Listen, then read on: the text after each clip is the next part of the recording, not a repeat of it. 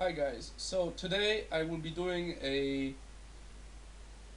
fairly deep look into the Nortel Ethernet routing switch. My particular switch is the 4548 GT, running software version 5.0.1, which at the time of filming this video is the latest. Um, as you can, this is the main page that you will see when you have accessed your switch. Um, this website is being powered by Java, so you will have to have all your latest Java updates installed, and also you need to either make this page or the page you set it to be a trusted page, or you can just always click on the run when it comes up. In the switch information window, you can basically all you can see is that that the hardware versions, the serials, and all the information that you would get into when you have to service the switch.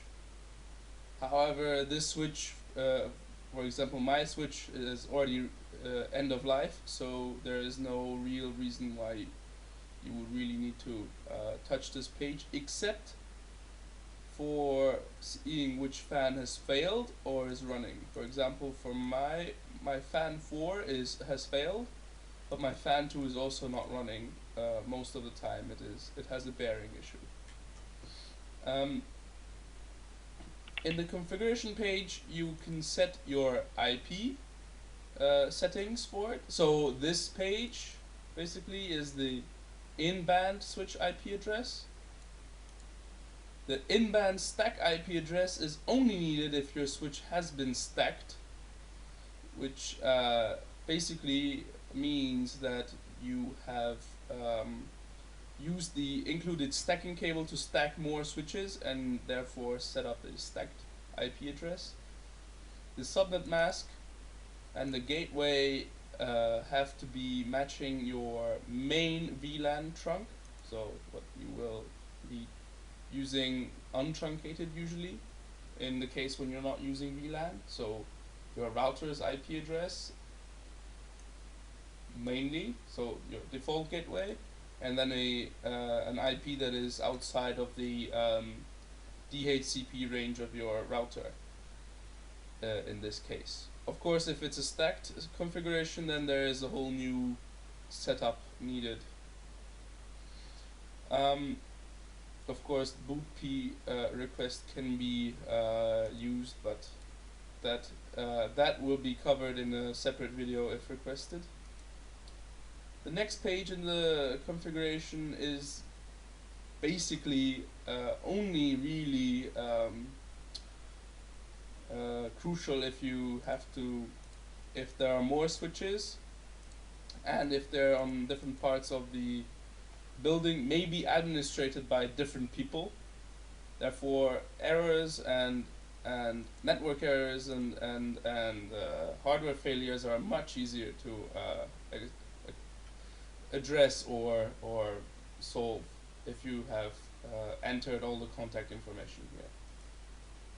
Remote access, well, in my case, this switch is within a trusted network anyway, behind a router/firewall that is protecting it from the full Vlan spectrum. Therefore, this is set. This remote access is the access to this page. Therefore, I could access this from any computer within this VLAN or behind this firewall as the allowed IP address, and the source mask is set to 000, which means all. 255.255.255 is deny all, but the first record is the one which counts in this case. So if I would have this as 255.255.255.255, then I would change this to 0, but it's 4 times 0 and 4 times 0. I would not be able to access this from anywhere. You can also turn off the access to the Telnet SMTP and the web page.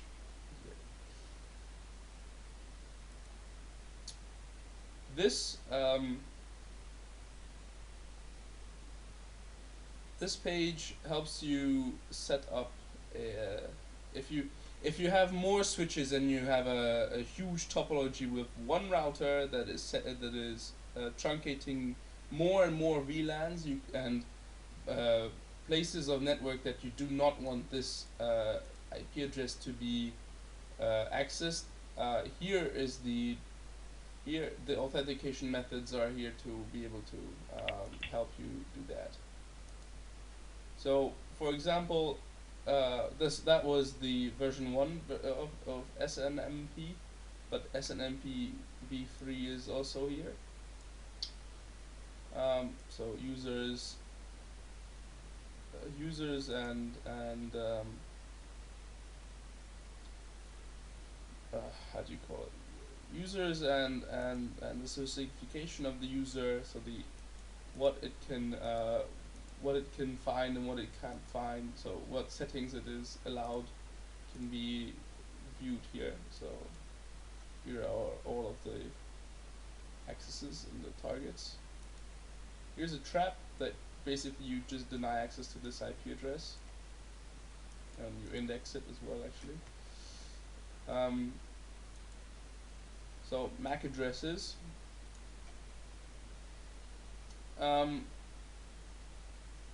The MAC addresses, the MAC address tables are the MAC addresses that can be seen from. So, for example, this port 44 MAC address is the MAC address of the small form factor plug that is plugged into it. This is the uplink port. But these MAC addresses change whenever you plug in something or unplug something. You can find MAC addresses within your network. So, for example, if I know that my laptop has a MAC address of a specific MAC address, I can find the MAC address and I can see which port it is plugged into. So port management, you can turn ports on and off. You can set them to the speeds it can reach. So you can set which is gigabit, which is not gigabit. But the auto negotiation feature is enabled on my side, so all the ports have auto negotiation. These are the port 45, 46, 47, 48 are the ports that you can plug in small form factor fiber modules, for example. I do have them disabled, but I have them populated. My fiber network is not finished yet. Stay tuned for a video on that, actually. It's in the works. So you can see all the ports of the switch that is used and that has something plugged into it. You can set aliases to them as well. The high-speed flow control, if you have auto negotiation enabled, here you can check the speeds that it has gotten and what flow control it's using. So I have a few switches that have symmetric flow control, which means that which helps your VLAN packets not to be dropped, as you only send and receive data when both parties need when both parties agree on there are no more hardware interrupts in the works. Software download is to update the software of your router, which I mean your switch, but there are no more software updates. 5.0.1 is the latest at the time of this filming. You can save the configuration file either here. So, for example, you can target the way you get the ASCII configuration out of this is you plug in a USB drive on the USB port, you name the file, and then from that you can either download it to the router or from the router. That is the two ways of USB. So here you can just select the file. You can also get the configuration from the TFTP server, which in my case there is no TFTP server in my network at the moment. Faults are logged in here, so the event log, you can submit it and then you can view your log. But in my case there are no non-volatile issues. So here are all the here are all the fan issues, as you can see. One of the fans have a bearing issue, so therefore it's working and not working. But you can see all the traps and the down, so the link up traps and the link down traps for each port.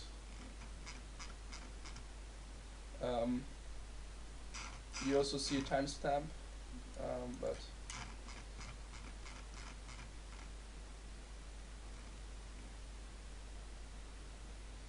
so there are event logs for the armbands and the thresholds that you can set, but I don't need to because this is used in a home situation. But the armband thresholds are the armband event log can help you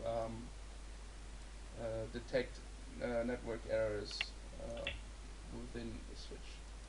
Statistics of the switch can be viewed via per port. So this was port 1, port 2 can be viewed here, and you submit it, and then you get the statistics. You can also zero the port, zero all the ports. Here are the port error summaries. I don't have any. Here are all the interfaces, so all the 48 ports with all the statistics. This switch does not encounter any errors, since all the ports and everything that is populated is within 100 meters, so there are no interferences, and they're all using high-speed Cat6 cables.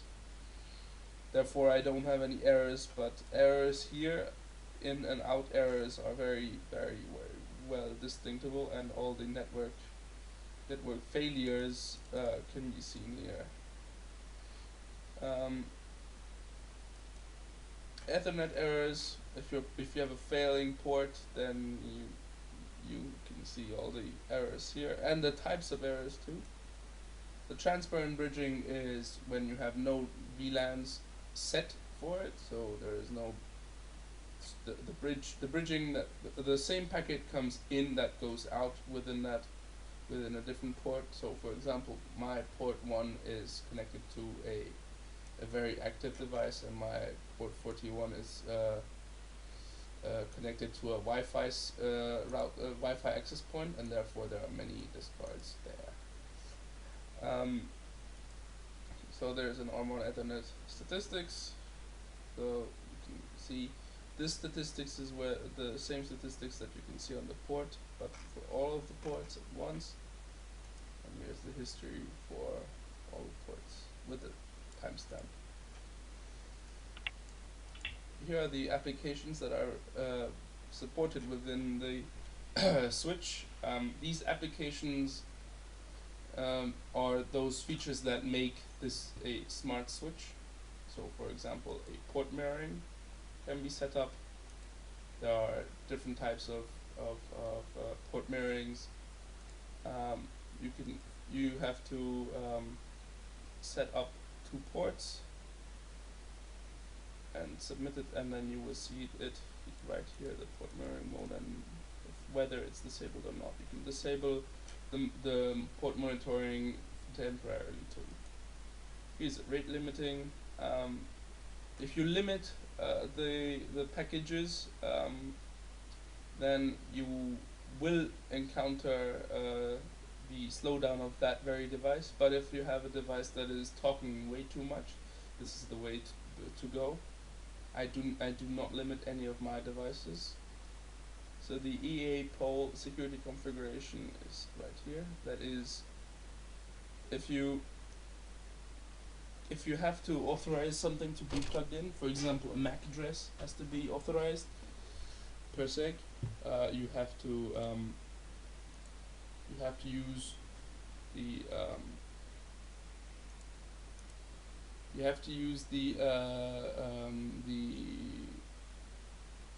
SMP v3 protocol per se for the users. This is such a rarely used thing that you barely have to touch usually, but you can do that too from here. MAC address securities, you can see all the MAC addresses and all the entries for each port. I will not click onto these because I do not want to show you any of my MAC addresses. But you can set up the security. I do not have MAC address security since my switch is within an enclosed house, controlled. People can get in and plug things into the ports, so I do not have to have security enabled. But if this were to be installed in an enterprise, then I would consider MAC address securities, and you can clear all the ports actions and learn all the ports that are plugged in and that are able to be there. Here's a security table that you could see if you would have learned all the ports. IGMP and the multicast group IGMP membership is here. This is the Vlan memberships, so if you have encrypted Vlans.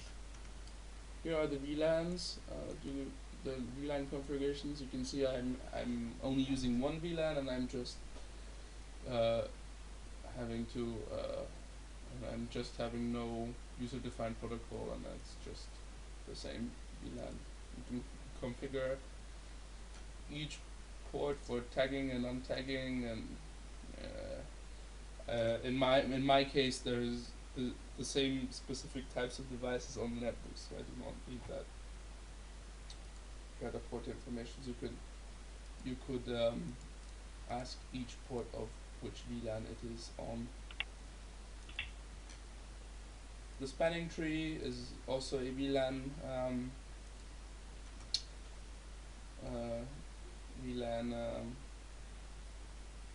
feature. You can also tag and untag and bridge groups and ports. A multi-link trunk is what you would use to configure more switches. Therefore, you would have the same switching capability and all the tagging and untagging and the trunking possibilities on more switches. So 6 trunks can be done with that. So 6 different types of switch. So 6 different switches could be switching 6 different networks with different VLANs that can go through any of the switches. There's utilization, but I'm not using it. So link aggregation is when you have it's set up right here.